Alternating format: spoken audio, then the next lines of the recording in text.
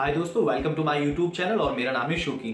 दोस्तों, आज इस वीडियो में मैं आपको बताने वाला हूँ, अगर आप कोई as a proprietorship business start करना चाहते हैं या आपके पास कोई आपका क्लाइंट आता है जो आपको कहता है कि मुझे एज अ प्रोप्राइटर काम करना है, तो आपके प्रोप्राइटर के क्या क्वेश्चंस रहते हैं या फिर आपको क्या क्वेश्चन करने चाहिए अपने प्रोप्राइटर से, आज इस वीडियो में मैं आपको ये सारी चीजें बताने वाला हूँ।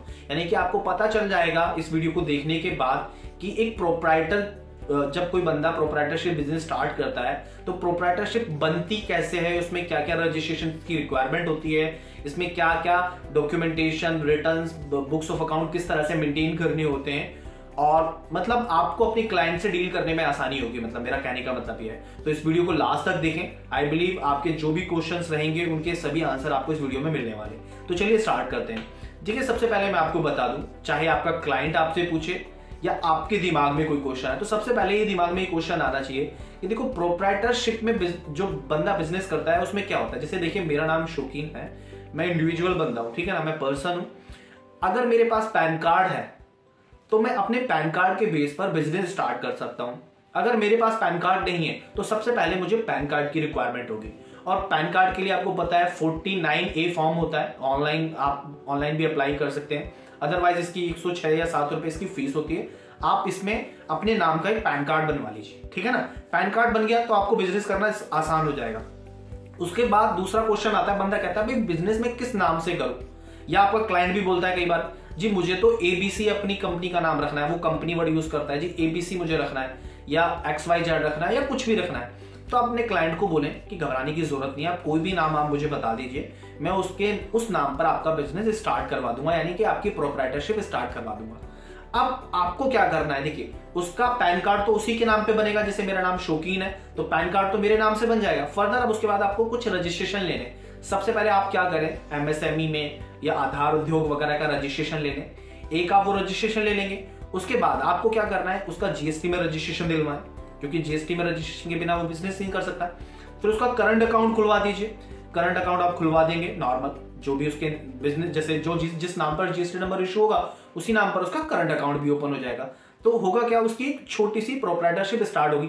ये कहीं आपको रजिस्टर कराने की जरूरत नहीं है, इसमें कोई रजिस्ट्रेशन वगैरह नहीं कराना होता। सिंपली आपको आपके पास पैन कार्ड होना चाहिए और आप MSME या आधार उद्योग वगैरह इनमें रजिस्ट्रेशन ले सकते हैं। उसके अलावा आपके पास GST नंबर होना चाहिए, ठीक है। ये लेने के बाद अगर कोई दूसरे रजिस्ट्रेशन की रिक्वायरमेंट है, जैसे कोई कॉन्ट्रैक्टर है तो ESI EPF रजिस्ट्रेशन, ये भी जिस नाम से वो बिजनेस कर रहा है उस नाम से रजिस्ट्रेशन मिल जाएंगे। तो मेरा कहने का मतलब एक बेस बन गया। मतलब क्वेश्चंस बहुत ज्यादा आते हैं दिमाग में, लेकिन कुछ है नहीं प्रोप्राइटरशिप में। सिंपली आपके पास एक पैन कार्ड होना चाहिए, ठीक है ना। पैन कार्ड के बाद जो मैंने रजिस्ट्रेशन बताया आपको ये करवा लेने। फर्दर अब आपके क्लाइंट से आपकी क्या क्या बात होनी है, आपको उसको क्या क्या क्लियरिटी देनी है, ठीक है। और आपके दिमाग में भी ये क्लियरिटी होनी चाहिए अगर आप एक अकाउंटेंट है। देखिए, रजिस्ट्रेशन लेने के बाद फिर आपके ऊपर कॉम्प्लायंसेस की लायबिलिटी बन जाती है। वो कॉम्प्लायंसेस आपको कंप्लीट करने होते हैं। वो कॉम्प्लायंसेस क्या है, सबसे पहले अगर आपने GST में रजिस्ट्रेशन ले लिया तो आपका काम स्टार्ट हो चाहे ना हो, आप बिजनेस कर रहे हैं या नहीं कर रहे, मीन्स आपका सेल हो रहा है या नहीं हो रहा, आपको रिटर्न फाइल करनी होगी, चाहे वो नील की रिटर्न क्यों ना हो। समझ रहे हैं आप मेरी बात। इसी तरह से ESI EPF के केस में भी अगर आप कॉन्ट्रैक्टर हैं और ESI EPF का भी ले लेते हैं तो PF में आपको नील का चालान भरना होता है जो कि 75 रुपए होता है, और ESI में भी आपको नील की रिटर्न फाइल करनी होती है। मतलब रिटर्न तो फाइल करनी ही पड़ेगी। उसके बाद अगर आपने TDS वगैरह का भी रजिस्ट्रेशन ले लिया, रजिस्ट्रेशन में टैन नंबर वगैरह ले लिया, तो उस केस में आपको नील रिटर्न फाइल करनी रिक्वायरमेंट नहीं है। ऑल्थो कि अगर आपके ऊपर लायबिलिटी बनती थी और उसने कोई डिक्लेरेशन सर्टिफिकेट दे दिया तो आपको करनी पड़ेगी, अदरवाइज नहीं, ठीक है। ये मैंने एक ओवरव्यू दे दिया आपको। फर्दर इसके बाद आपको उस बंदे के बुक्स ऑफ अकाउंट मेंटेन करने हैं, ठीक है। कई बार क्या होता है, क्लाइंट डिनाई करता है, बट देखिए बुक कीपिंग करना बहुत जरूरी है। अगर बंदा ट्रेडिंग कर रहा है या सर्विस कर रहा है, कुछ भी कर रहा है, क्योंकि आप अब उसका GST का काम करेंगे, क्योंकि आपने प्रोप्राइटरशिप बनाई है, आप ही को सारे काम कर रहे हैं। तो कल को डिपार्टमेंट का उड़ता हुआ कोई भी नोटिस आ सकता है आपके पास, कुछ भी डिपार्टमेंट आपसे पूछ लेगा।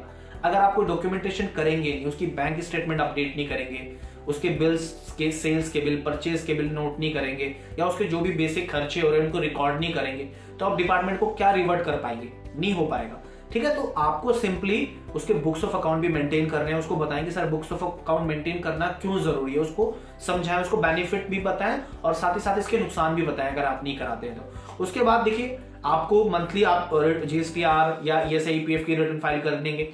अगर टीडीएस का आपके ऊपर बनती है लायबिलिटी तो टीडीएस की भी करेंगे। इनिशियल स्टेज पर टीडीएस नहीं होता, बट फिर भी मैं आपको बता रहा हूँ। और उसके बाद ईयरली आपको इनकम टैक्स की रिटर्न फाइल करनी होगी।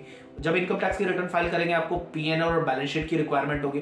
तो अपने क्लाइंट को एक पूरा का पूरा ओवरव्यू दे दें आप कि आपको कैसे स्टार्ट करना है। आपका भाई रजिस्ट्रेशन इस तरह से होंगे, ये डॉक्यूमेंटेशन की रिक्वायरमेंट होगी, ठीक है। तो इस वे में आप अपने क्लाइंट को कन्विंस कर सकते हैं और उसकी प्रोप्राइटरशिप बनवा कर उसके जो सारे काम है उनको एक फ्लो में आप करवा सकते हैं। मतलब करने तो आपको है, बट आपको अपनी क्लाइंट को भी बताना होगा ना कि भाई आपका पैन कार्ड बनवाऊंगा, उसके बाद आपका एमएसएमई में रजिस्ट्रेशन कराऊंगा, उसके बाद आपका मैं जीएसटी रजिस्ट्रेशन कराऊंगा या ईपीएफ ईएसआई कराऊंगा, उसके बाद आपकी monthly books of account maintain करूंगा और फिर आपकी ईयरली रिटर्न भी जाएगी और फिर उसी के हिसाब से आप डील कर सकते हैं जो भी फी वगैरह की करनी है। ये जस्ट मैंने एक ओवरव्यू दे दिया कि आपको प्रोप्राइटरशिप कैसे बनानी है और कैसे उसमें काम करना है। अगर फिर भी आपका कोई क्वेश्चन है तो मुझे कमेंट बॉक्स में आप कमेंट करके अपनी क्वेरी रेज कर सकते हैं। देखिए मैं हर बार कुछ ना कुछ यूनिक वीडियोस बना रहा हूं जो कि यूट्यूब पर आप फाइंड ही नहीं कर पाएंगे, ठीक है। अगर आपको हमारी वीडियोस पसंद आ रही है तो आप इनको लाइक भी कर सकते हैं, शेयर कर सकते हैं और हमारे चैनल पर नए हैं तो इसको सब्सक्राइब भी कर सकते हैं। बाकी आप पार्टनरशिप और कंपनी के बारे में जानना चाहते हैं तो कमेंट बॉक्स में बताएं,